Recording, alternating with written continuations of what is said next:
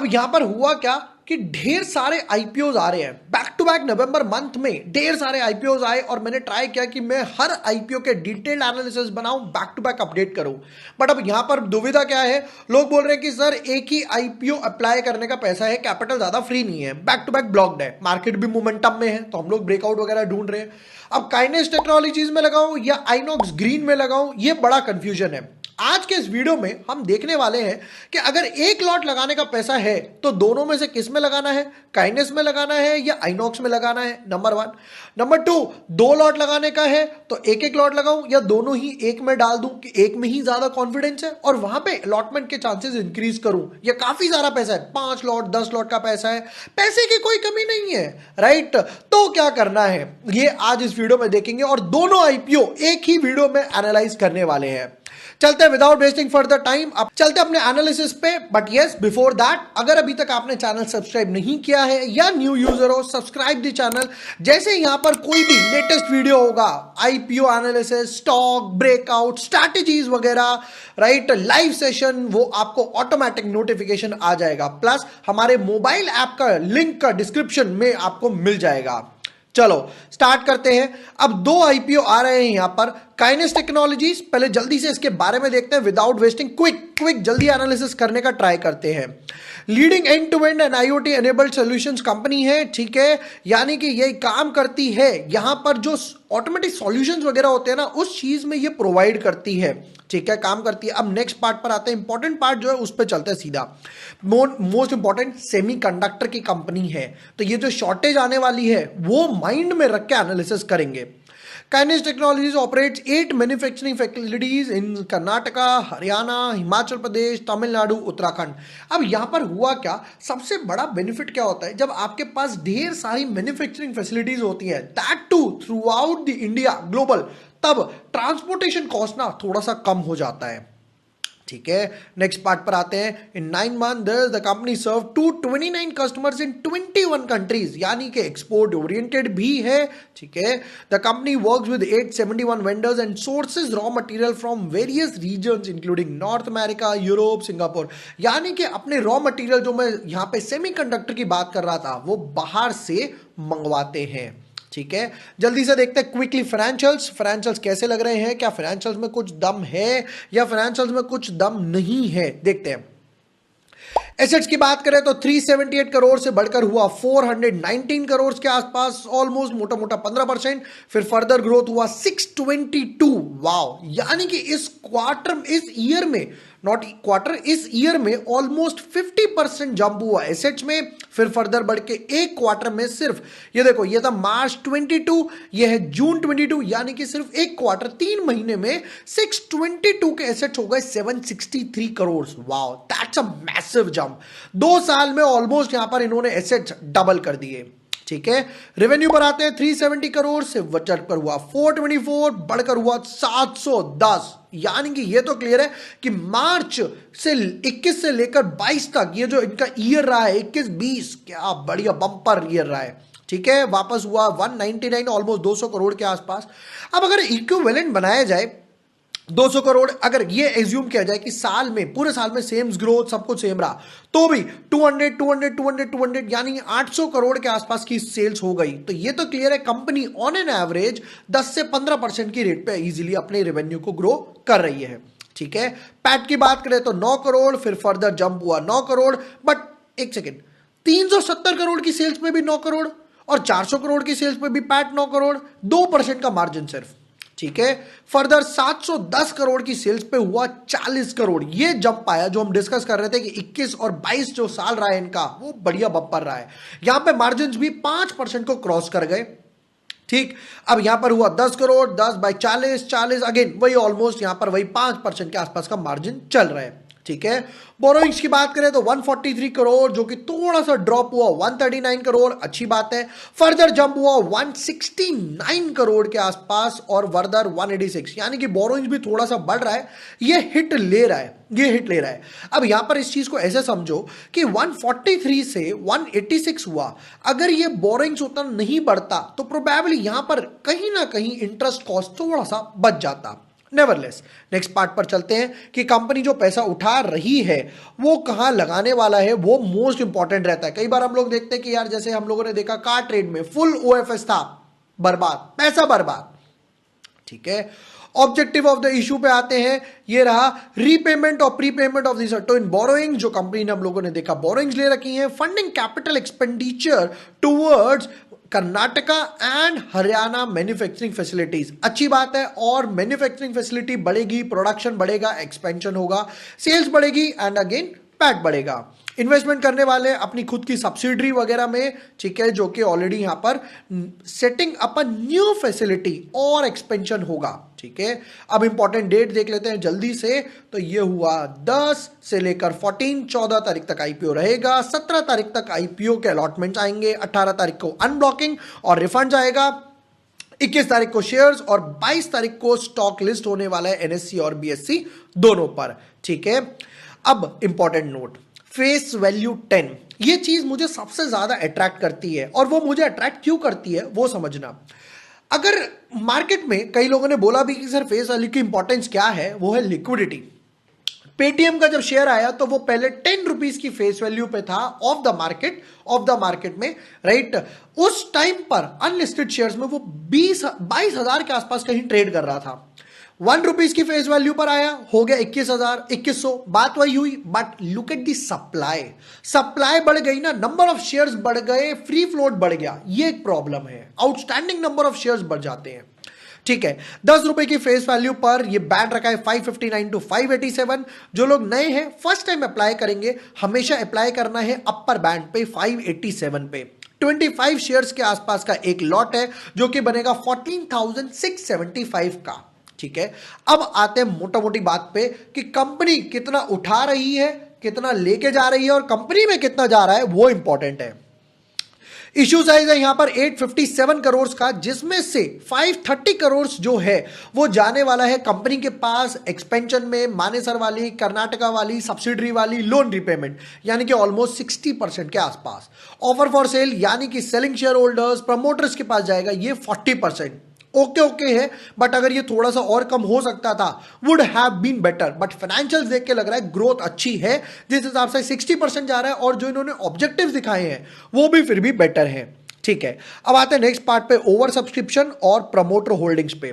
Promoter holding यहां पर almost 80% था, आफ्टर द आईपीओ 67 रहने वाला है, 67 रहने वाला है, राइट। अब यहां पे मेन बात क्या रहती है, जो हमारा सेकंड क्राइटेरिया, जो मैंने 3 क्राइटेरिया बना रखे हैं, यानी कि 70%, 60%, 50%। 50% के नीचे होता है तो मैं उसको देखता ही नहीं, क्योंकि प्रमोटर को खुद ही बिलीव नहीं है तो यार हम क्यों बिलीव करें, राइट। चलो नेक्स्ट पार्ट पर आते हैं, यानी कि ये स्टिल बैलेंस्ड आउट है। अभी तक 2 दिन हुए सब्सक्रिप्शन ओपन हुए, सब्सक्रिप्शन 2 दिन में क्या हुआ वो देखते हैं कि यहां पर QIB 2.45, NII 0.7 के आसपास, रिटेल 0.47 और इंप्लॉय 3.2, यानी कि कंपनी के एम्प्लॉइज को बिलीव है इस कंपनी में। ये बहुत ही अच्छी चीज है कि एम्प्लॉइज ने भरा है आईपीओ। ठीक है, अभी तक बात करूं तो अभी तक तो बेटर लग रहा है, फाइनेंशियल्स ग्रो कर रहे हैं, बोरोइंग थोड़ी थोड़ी ग्रो कर रही है, उतना हिट नहीं ले रही, रेवेन्यू बढ़ रही है, मार्जिन्स बढ़ रहे हैं, सबसे इंपॉर्टेंट बात जो देखते हैं हम रिजल्ट्स में, मार्जिन्स बढ़ रहे हैं, प्रमोटर होल्डिंग भी ठीक लग रही है।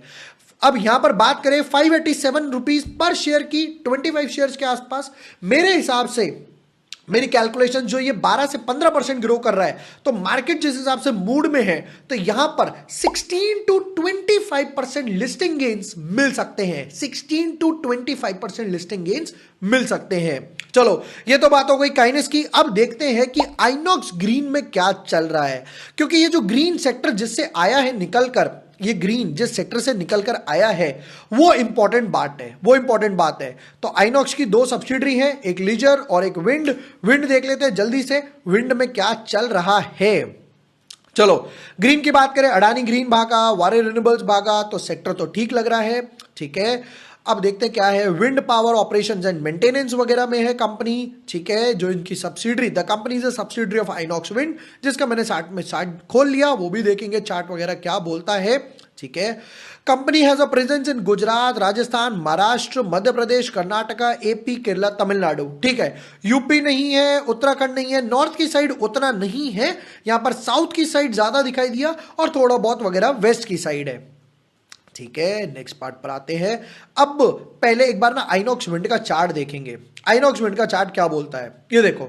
मैंने 4 दिन पहले डाला था कि अगर ये 160 क्रॉस करे तो बिंदास बाय कर लो। हाँ वालो, 160 के ऊपर जा ही नहीं पा रहा। ये वीकली चार्ट है, 3 दिन में एक अच्छा खासा फॉल दिखाई दिया। अब उस फॉल का क्या रीजन है वो भी मैं बताऊंगा, कि ये जो फॉल आया है वो क्यों आया है वो भी बताऊंगा। अगेन टेक्निकल 160 के ऊपर जाए, सस्टेन करे तो ही ऐड करना। अगर ओवरऑल देखूं तो यहां से 500 रुपए का शेयर अभी भी 128, यानी 75% वेल्थ डिस्ट्रॉयड। वेल्थ क्रिएटर नहीं है, वेल्थ डिस्ट्रॉयड हुई है। तो ये तो क्लियर है कि आइनॉक्स विंड यहां पर पैसा बनाकर नहीं दिखा पाया। ठीक है, अब आते हैं जल्दी से आइनॉक्स विंड के फाइनेंशियल्स पे, देखते हैं कि इसके फाइनेंशियल्स और काइनेस के फाइनेंशियल्स में कौन ज्यादा इंपॉर्टेंट है।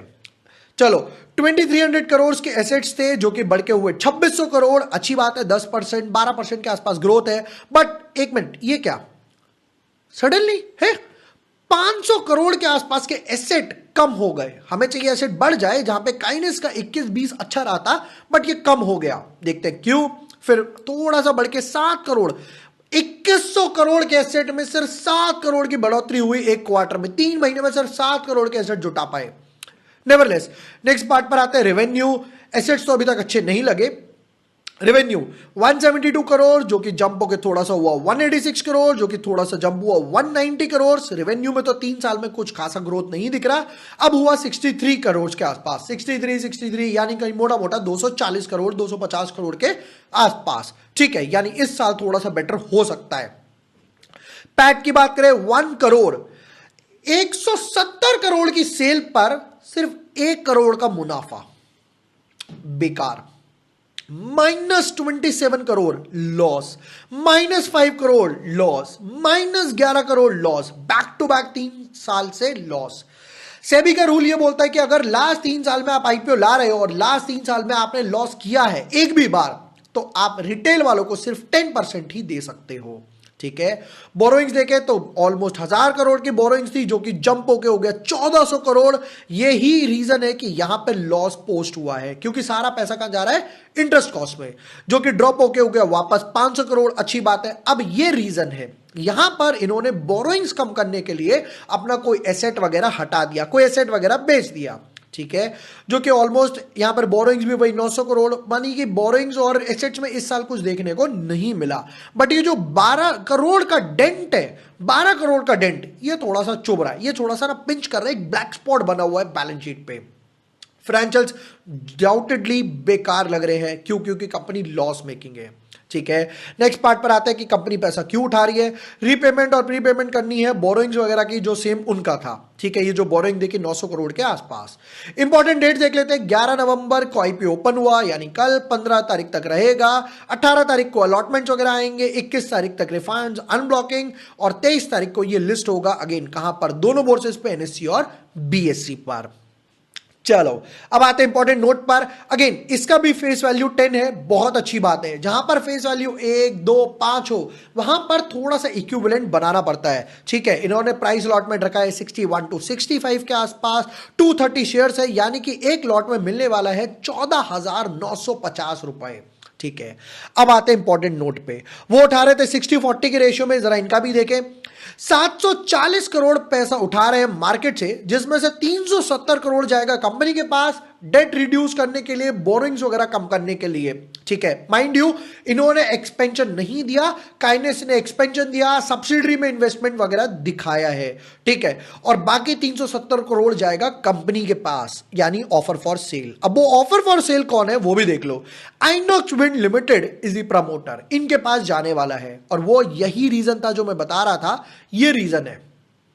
ये देखो, यहां से रीजन समझ आया कि कंपनी ये प्रमोटर है और यही इसका पार्ट बेच रहे हैं। ये 50-50 के रेशियो में है, वो 60-40 था। ये थोड़ा और बुरा है, वो थोड़ा कम बुरा था। ठीक है, चलो नेक्स्ट पार्ट पर आते हैं, होल्डिंग्स देखते हैं। अब ये 93% होल्डिंग था प्रमोटर का, आईपीओ के बाद रहेगा सिर्फ 56, वहां पर 67 था या 56 है। अगेन काइनेस इस मामले में भी आगे निकला, फाइनेंशियल्स में भी आगे निकला, और सबसे बड़ी बात, जो पैसा उठा रहा है वहां 60-40 था या 50-50 था। अगेन काइनेस ने यहां पर 3 चेक मार्क्स क्लियर कर लिए। चलो अभी तक ओवर सब्सक्रिप्शन देख लेते हैं। ओवर सब्सक्रिप्शन की बात करें तो QIB अगेन, इसका अगेन QIB भी कम है, NII भी कम है अगेन। हाँ, वो 2 दिन था, ये 1 दिन था। रिटेल वालों ने थोड़ा ज्यादा भरा है, ओवरऑल 0.46 के आसपास है। ऑलराइट, अभी तक देखें 2 IPO। अब आते हैं मेन बात पर, इंपॉर्टेंट नोट जिसके लिए वीडियो बनाया था। अगर एक लॉट का पैसा है तो डेफिनेटली काइनेस भरना है, जहां पर 16 से 25 इवन फर्दर मार्केट थोड़ा सा और स्ट्रॉन्ग रहा, जो अभी ऑलरेडी है। निफ्टी ने 52 वीक हाई बनाया, तो यहां पर 30-35% काइनेस में भी गेन्स देखने को मिल सकते हैं, नंबर 1। नंबर 2, अगर 2 लॉट का पैसा है तो क्या करना है, अभी तक वीडियो देखकर क्या समझ आया कमेंट सेक्शन में बताओ। कि अगर आपके पास 2 लॉट का पैसा हो तो क्या दोनों काइनेस में लगाओगे, या दोनों आइनॉक्स में लगाओगे, या एक एक लगाने वाले हो? कमेंट सेक्शन में कमेंट करके बताइए। मैं अपनी राय दूं तो मैं डेफिनेटली दोनों लॉट काइनेस में लगाऊंगा। मैं नहीं लगाऊंगा अगर मेरे पास 2 लॉट का पैसा है। अगर मेरे पास काफी सारा पैसा भी है अलॉटमेंट्स के लिए, अप्लाई करने के लिए, तो भी मैं आइनॉक्स पे नहीं जाऊंगा। ये मेरा फाइनल वर्डिक्ट है। क्यों? लॉस मेकिंग कंपनी है, 50-50 रेशियो में जा रहा है, हैवी बोरोइंग्स है, सबसे बड़ी बात प्रमोटर होल्डिंग्स और डाइल्यूट हो रहा है, और उससे भी सबसे बड़ा इंपॉर्टेंट नोट कि आइनॉक्स ग्रुप ने पैसा बनाकर नहीं दिखाया। ये सबसे बड़ा रीजन है जिसकी वजह से मैं यहां पर आइनॉक्स के फेवर में नहीं जाऊंगा। मेरे पास पैसा है तो मैं काइनेस में ही लगाऊंगा। 1 लॉट है तो भी, 2 लॉट है तो भी, और अगर 10 लॉट का पैसा है तो भी मल्टीपल लॉट से, मल्टीपल अकाउंट से लगाऊंगा, ताकि मेरी प्रोबेबिलिटी बढ़ जाए अलॉटमेंट वगैरह के लिए। आज की वीडियो में हमने 2 IPO वगैरह देखा, दोनों के बैलेंस शीट कंपैरिजन करा और फाइनल रीजन पर पहुंचे, फाइनल वर्डिक्ट पे पहुंचे। वीडियो पसंद आया हो तो share with your friends, like and subscribe. Thank you for watching the video.